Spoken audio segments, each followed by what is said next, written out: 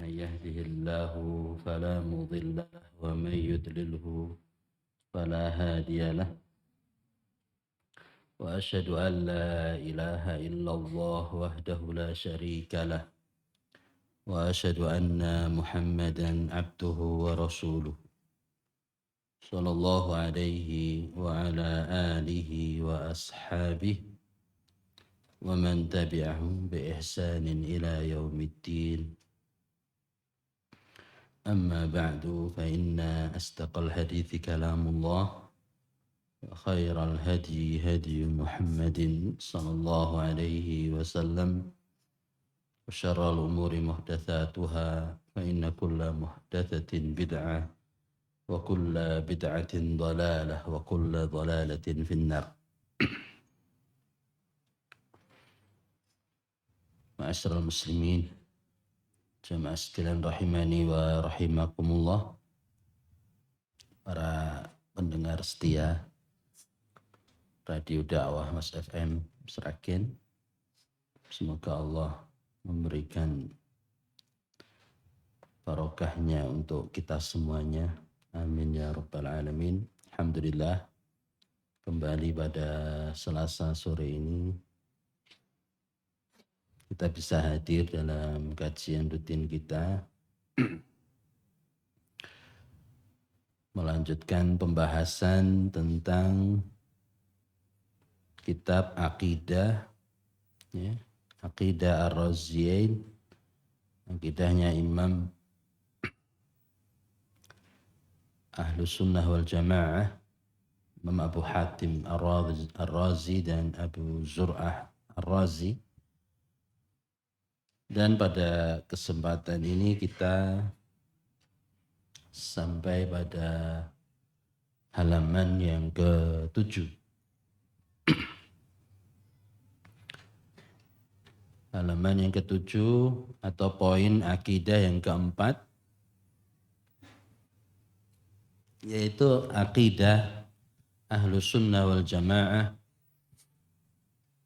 terkait dengan para sahabat Nabi Muhammad sallallahu alaihi wasallam.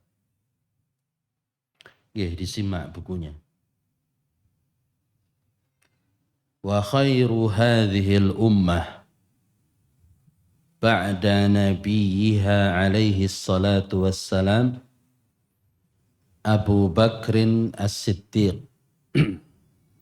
thumma Umar ibn al-Khattab thumma Utsman ibn Affan thumma Ali ibn Abi Thalib alaihimus salam wa humul khulafa'ur rasyidun al-mahdiyun.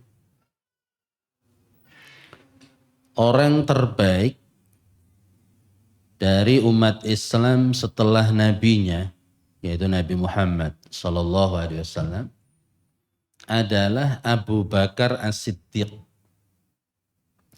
lalu Umar bin Al-Khattab, lalu Utsman bin Affan, lalu Ali bin Abi Thalib.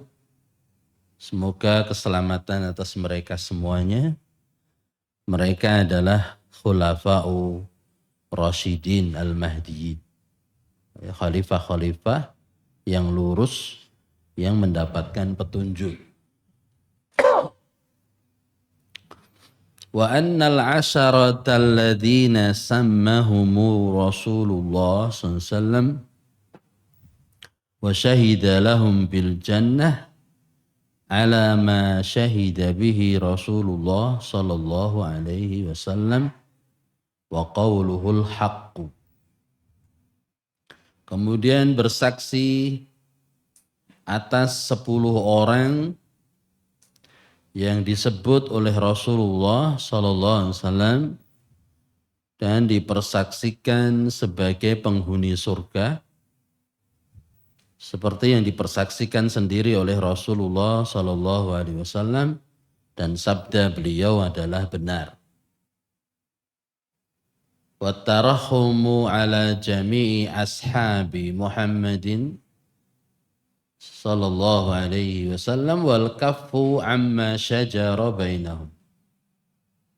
wajib mendoakan rahmat kepada seluruh sahabat Muhammad sallallahu alaihi wasallam serta menahan diri dari membicarakan perselisihan yang terjadi di tengah mereka, di tengah para sahabat. Ini akan kita bahas akidah yang keempat, yaitu akidah Ahlussunnah wal Jamaah terkait para sahabat Rasulullah Muhammad sallallahu alaihi wasallam. Jadi bab ini kenapa ada? Bab sahabat ini kenapa ada di dalam pembahasan akidah Ahlussunnah wal Jamaah? Karena memang ada di sana ya kelompok-kelompok yang menyimpang, yang sesat, seperti kelompok Syiah ya, dan Khawarij. Jadi mereka ini mengkafirkan semua sahabat Nabi. Jadi ada kelompok sempalan dalam Islam ini bahwa setelah Rasulullah SAW wafat, para sahabat itu semua murtad. Kafir kecuali 4. Kecuali 4. Ini akidahnya orang Syiah, Rafidhah, yang sesat dan menyesatkan. Ya, 4 ini Ammar bin Yasir. Ya. Terus Miqdad Ibnul Aswad. Ya. Terus yang ketiga Abu Dzar Al-Ghifari. Kemudian yang keempat Salman Al-Faris. Siapa tadi? Ya. Siapa yang pertama tadi?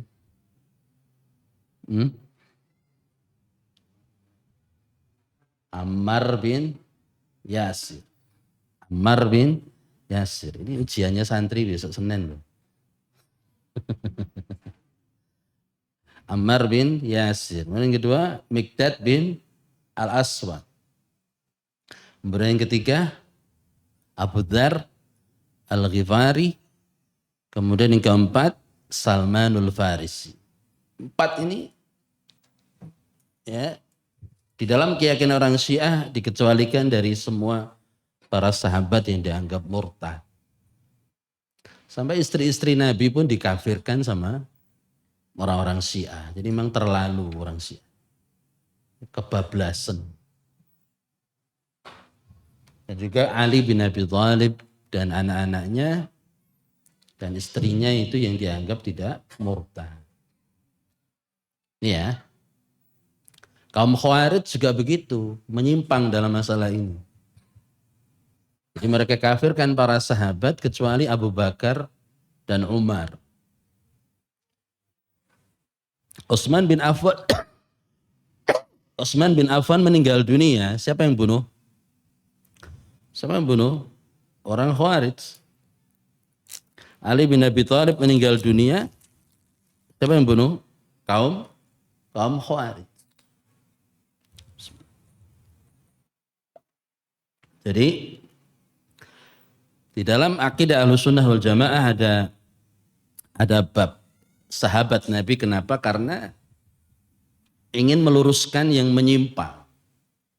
Ingin apa? Meluruskan yang menyimpang. Ya. Yang menyimpang dari kalangan yang menyimpang terhadap sahabat Rasulullah SAW itu ya tadi kaum Syiah dan kaum Khawarij. Terus bagaimana sikap yang benar? Bagaimana sikap yang benar? Ya, tentang para sahabat Nabi ini. Ya ini tadi, bahwa sahabat Nabi itu adalah manusia yang terbaik setelah siapa? Setelah Nabi Muhammad sallallahu alaihi wasallam. Kalau diurut-urutkan, kalau dibikin urutan, Abu Bakar As-Siddiq itu nomor 1. Kemudian nomor 2 adalah Umar bin Khattab. Kemudian yang ketiga apa? Utsman bin Affan. Kemudian yang ketiga keempat Ali bin Abi Thalib. 4 orang ini Ya, 4 orang ini disebut dengan apa? Khulafa'u ar-Rasyidin. Khulafa'ur Rasyidun. Yaitu khalifah-khalifah, pemimpin-pemimpin pengganti Rasulullah SAW dalam pemerintahan. Ar-Rasyidun yang lurus, Al-Mahdiyun yang mendapatkan petunjuk. Itu kalau dibikin urutan. Tapi Abu Bakar As-Siddiq ini dilaknat sama orang Syiah setiap hari. Umar juga bin Khattab itu dilaknat setiap hari. Dalam sholat, dalam ibadahnya orang Syiah. Terlalu. Padahal mereka adalah manusia yang terbaik setelah Rasulullah SAW bi'il ijma' dengan kesepakatan. Dengan konsensus bersama semua kaum muslimin yang berpemahaman ahlu sunnah wal jamaah sepakat bahwa khulafaur rasyidun ini manusia-manusia yang terbaik setelah Rasulullah Muhammad SAW. Kemudian urutan berikutnya adalah 10 sahabat Nabi yang dijamin masuk surga. Jadi semua sahabat akan masuk surga dan dijamin masuk surga, tapi disebut 10 ini kenapa? Karena 10 nama ini ya tersebut dalam satu hadis. Jadi 10 sahabat ini disebut dalam satu hadis. Maka disebut dengan 10 al-asharatu al-mubassarun yang diberi kabar gembira bil jannah dengan surga. Mereka masih hidup waktu itu, tapi hadis ini sudah disampaikan oleh Rasulullah SAW. Bahagia nggak ya? Orangnya masih hidup, belum meninggal, tapi sudah diberitahu bahwa kamu masuk surga. Abu Bakar fil jannah, Umar fil jannah, Utsman fil jannah, Ali fil jannah. Terus yang kelima apa? 10 sahabat tadi, yang keempat, yang 4 dan khalifah. Yang 5 itu Talhah bin Ubaidillah. Talhah bin Ubaidillah. Kemudian yang keenam Zubair. Sahabat Zubair bin Awam. Kemudian yang ketujuh Abdurrahman bin Auf. Abdurrahman bin Auf. Kemudian yang kedelapan Sa'ad bin Abi Waqqas. Sa'ad bin Abi Waqqas yang menaklukkan kota Irak. Ahli panah. Dia diberi karamah oleh Allah SWT bisa nyeberangi sungai Eufrat dengan kudanya ngambang di atas air. Nyebrang tanpa tenggelam. Kemudian Sa'id bin Zaid yang ke-9. Sa'id bin Zaid. Kemudian yang terakhir yang ke-10 Abu Ubaidah Ibnul Jarrah.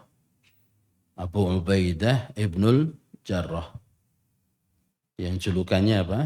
Pemegang rahasia Rasulullah Shallallahu Alaihi Wasallam. Ini 10 sahabat yang disebut dalam satu hadis, satu frame, satu redaksi hadis yang diriwayatkan oleh Imam At-Tirmidzi, diriwayatkan oleh Imam Ahmad. Hadisnya sahih bahwa Rasul menyebut 10 sahabat. Dan selebihnya semua sahabat Nabi ya dijamin masuk surga. Yang pernah perang Uhud, yang pernah perang Badar, ya semua yang pernah bersaksi dalam kehidupannya Rasulullah SAW, pernah melihat beliau bertemu dengan Rasulullah, beriman kepada Rasulullah, meninggal dalam keadaan iman, maka mereka semua dijamin masuk surga. Dan orang-orang yang mulia, yang utama. Maka kita wajib menghormati mereka. Di bab ini ada di dalam akidah Ahlussunnah wal Jamaah. Kitab akidah apapun insya Allah membahas ini. Akidah Tohawiyah ada ini, akidah Wasitiyah ada ini. Akidah-akidah yang ditulis oleh para ulama mesti mencantumkan bab tentang sahabat Nabi Muhammad SAW Karena apa? Ahlus sunnah wal jamaah itu sangat menghormati, ya, di antara akidahnya adalah sangat menghormati, menghargai para sahabat Nabi Muhammad SAW, tidak seperti kelompok-kelompok yang sesat seperti kelompok Syiah dan kaum Khawarij yang mereka sangat tidak menghormati para sahabat Nabi, bahkan mereka apa? Mengkafirkan dan menganggap murtad. Abu Bakar dimurtadkan. Kemudian istri Nabi Aisyah dikafirkan. Enggak masuk akal. Bagaimana Rasulullah SAW memperistri wanita yang kafir? Jadi Syiah itu dikafirkan sama orang Syiah. Aisyah itu dikafirkan sama orang Syiah. Benci sekali kepada Aisyah radhiyallahu anha. Dan istri-istri Nabi yang lain. Hafsah, ya, putri dari Umar bin Khattab. Mereka kalau lihat makamnya Aisyah itu pengen dongker, ceker-ceker di Makkah dan Madinah. Ini keterlaluan mereka akidahnya ini, maka wajar kalau mereka disesatkan oleh para ulama dunia, ya. Kaum Syiah Rafidhah. Jadi akidah Ahlussunnah wal Jamaah tidak pernah mencela para sahabat. Karena apa? Rasulullah SAW melarang kita mencela, mencaci maki para sahabat Nabi Muhammad SAW. Sangat menghormati. Rasulullah SAW bersabda, la tasubbu ashabi. Jangan sekali-kali kalian mencaci maki, mencela para sahabatku, kata Rasulullah. Lau anfaqa ahadukum misla Uhudin dahaba, seandainya kalian itu berinfak emas, dan emas itu sebesar gunung Uhud. Gunung Uhud tahu ya, pernah ke Madinah. Gunung Uhud itu besar dan luas, tinggi. Dan itu misalnya diwujudkan emas semua.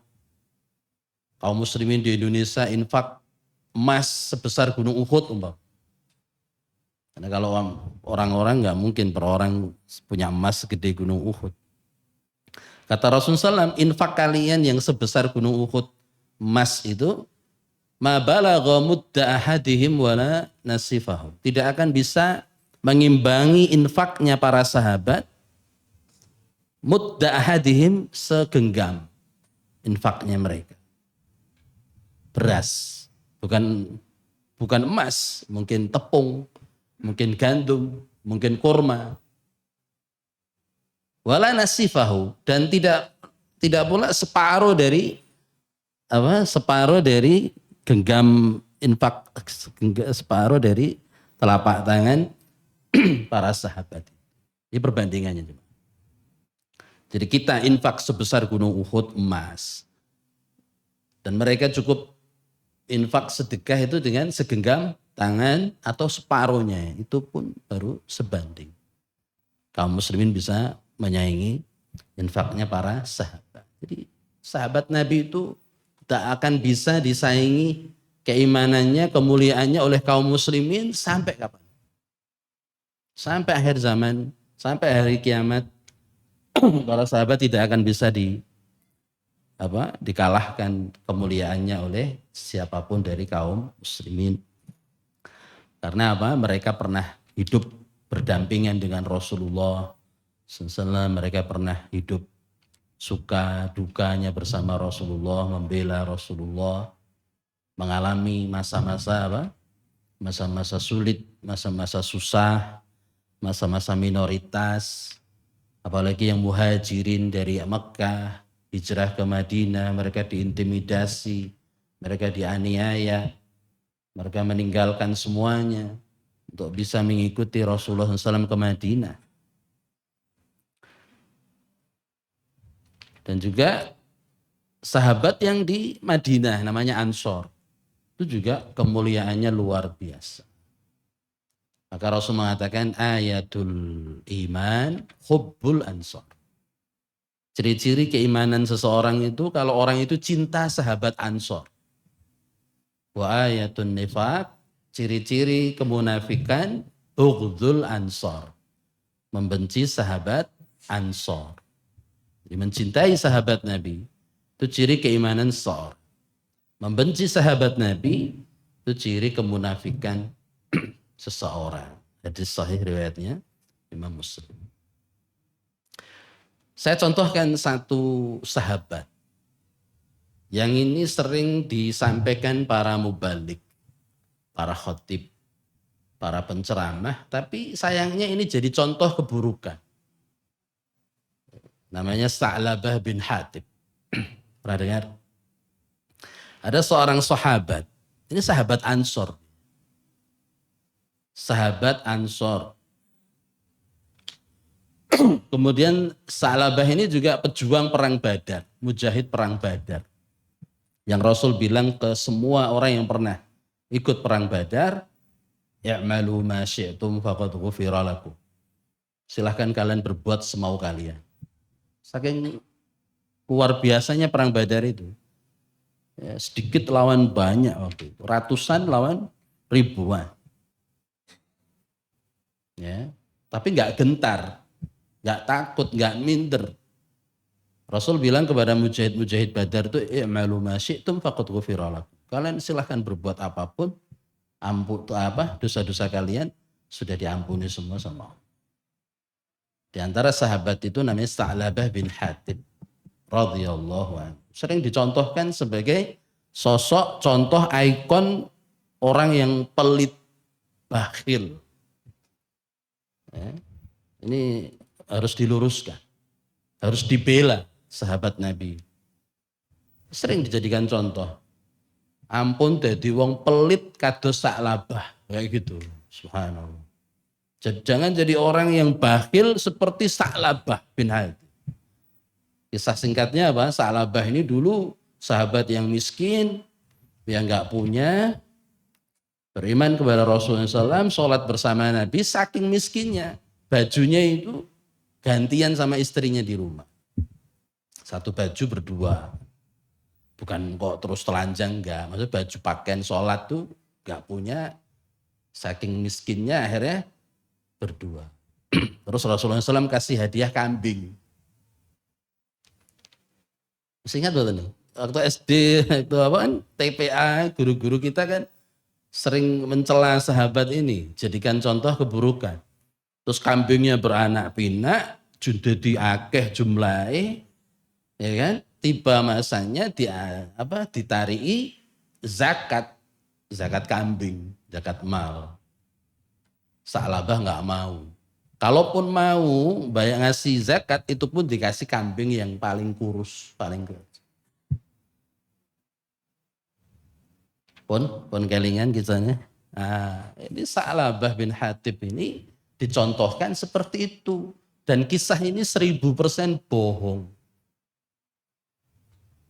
Kisah tentang Sa'labah bin Hatib ini qasasun atau qissatun la tasbut. Kisah yang gak sahih, gak benar. Dusta, fitnah.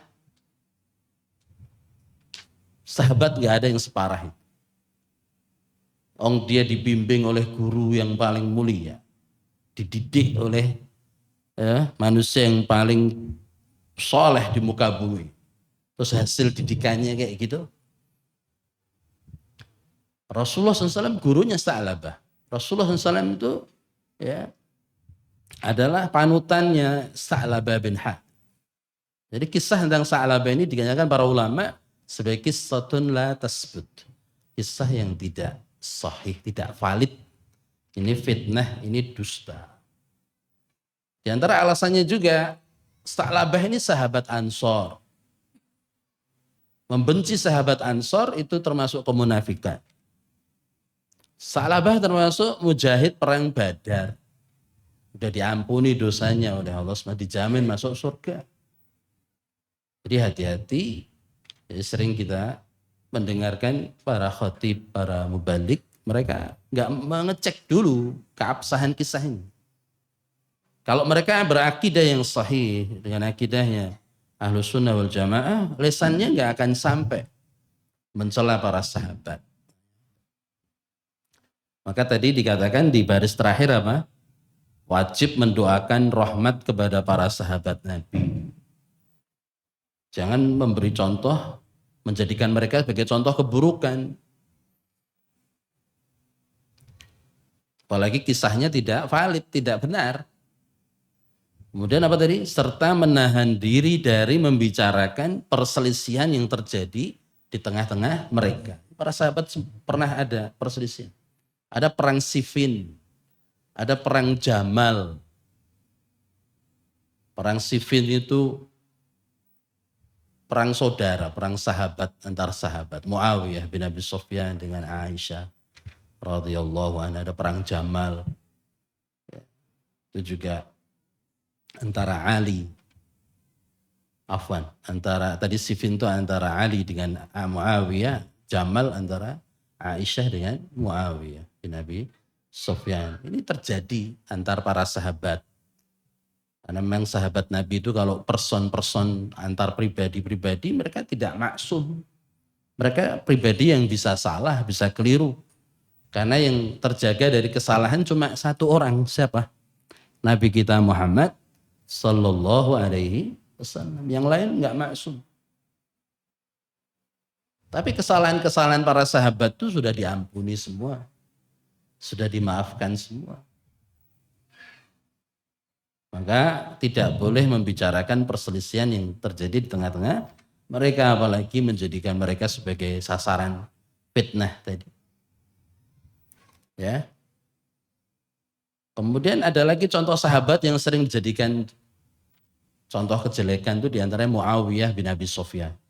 Muawiyah ini pejabat yang merampas jabatan dari Al-Hasan bin Ali.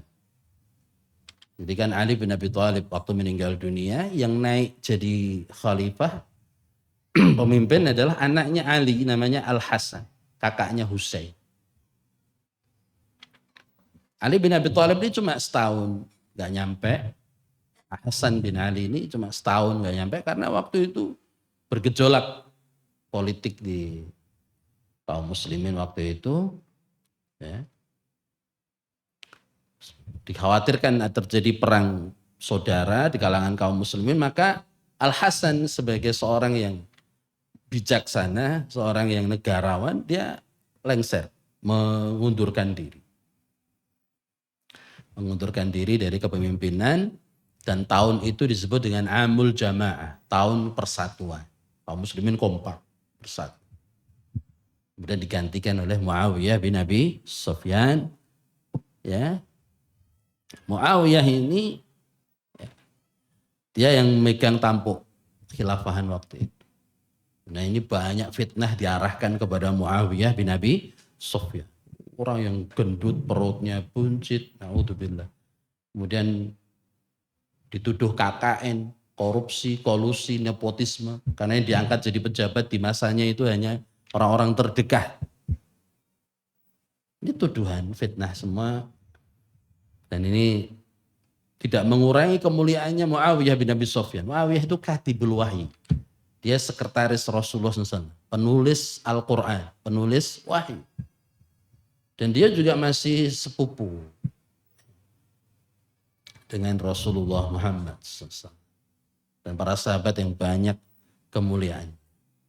Nah, ini akidah Ahlus Sunnah wal Jamaah ya, yang harus dipatrikan kepada diri kita semua. Dan jika ada orang yang mencela sahabat, kalau bisa kita meluruskan. Jangan diam. Harus diluruskan. Para sahabat semuanya apa? Udul, semuanya adil, semua jujur, terpercaya. Kenapa jemaah? Ada sebuah hadis yang menjelaskan tentang kronologi pemilihan para sahabat. Kenapa sahabat-sahabat itu yang dipilih Allah untuk menemani Rasulullah SAW, bukan kita. Bukan kita. Ada sebuah hadis diriwayatkan oleh Abdullah bin Mas'ud bahwa Allah Subhanahu wa taala melihat semua hati-hati para hamba. Kemudian dari semua hati para hamba yang ada di dunia ini, Allah mendapati hati Nabi Muhammad. Hati Nabi Muhammad sallallahu alaihi wasallam adalah hati manusia yang terbaik nomor satu yang ada di dunia waktu itu. Fastafahu fabta'atha. Kemudian Allah memilih hatinya Nabi Muhammad dan Allah mengutus menjadikan Nabi Muhammad sebagai utusannya, sebagai Rasul. Kemudian setelah dipilih ya Rasulullah Muhammad sebagai Nabi, sebagai Rasul, Allah ingin ada manusia-manusia pilihan yang mengawal, yang mendampingi.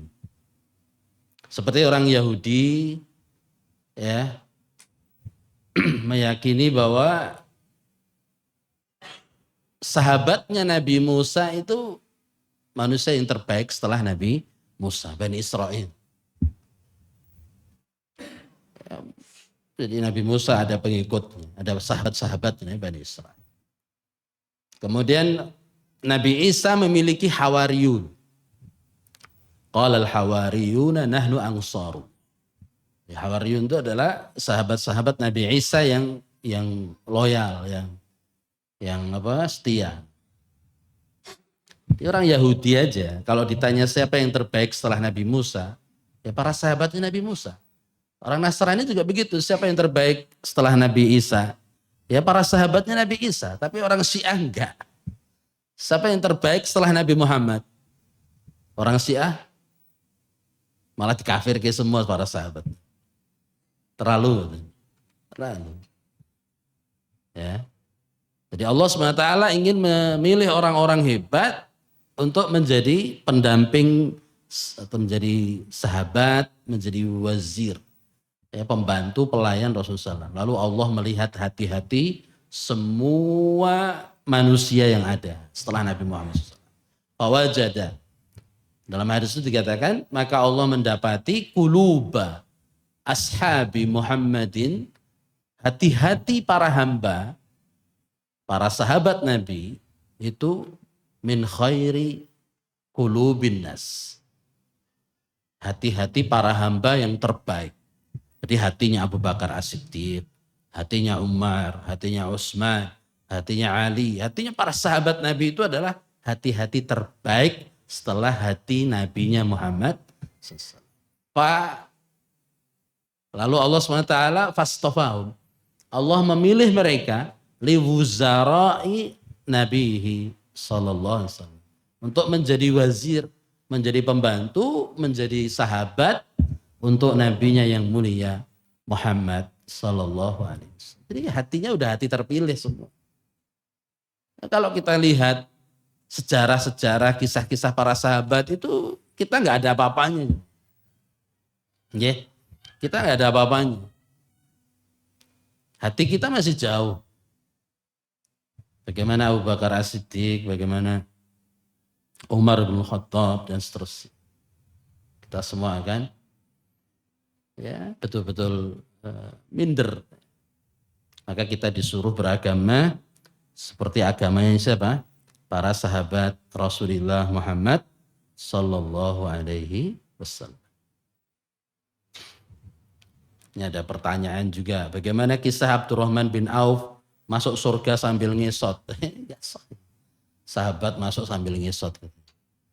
Itu waktu itu. Terus sehingga dia bersedekah, dia memberikan zakatnya yang ini sehingga dia nggak mau masuk surga dengan pelan-pelan. Semua para sahabat Nabi itu masuk surga dengan cara yang luar biasa. Nggak ada yang ngesot.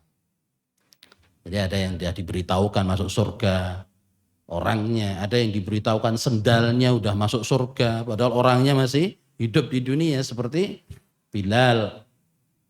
Bilal, sendalmu di surga. Terus Bilal kecer kan? Mau rokok enggak. Kalau sendalnya masuk surga berarti pemilik sendal itu juga akan masuk surga. Jadi bentuknya macam-macam seperti Ukasah bin Mihsan. Ukasah bin Mihsan. Jadi ketika Rasulullah SAW menjelaskan bahwa ada kaum muslimin yang masuk surga tanpa hisab dan tanpa azab, Ukasah nunjuk jari. Doakan aku termasuk mereka wahai Rasulullah, anta minhum. Kamu termasuk mereka wahai Ukasah. Lalu yang lain nggak mau kalah, saya wahai Nabi, saya wahai Nabi, saya.